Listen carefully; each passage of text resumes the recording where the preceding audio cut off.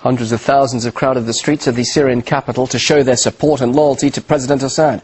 The country's been divided by 7 months of violent crackdowns on anti-regime protests that have left almost 3,000 people dead so far. Syria has been threatened by international sanctions as pressure builds on Assad to step down. And RT's Tessa Asilia is in the heart of Damascus.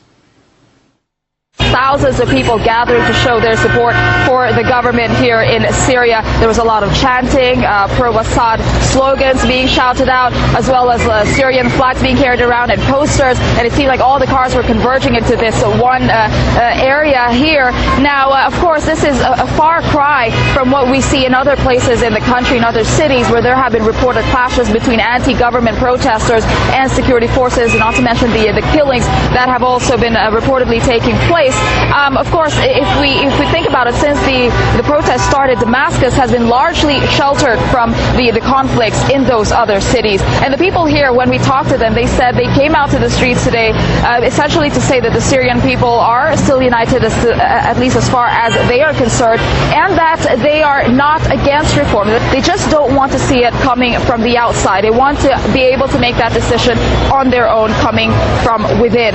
Now, what's interesting, too, is we saw a couple of military helicopters flying very low, in my opinion, over the crowd.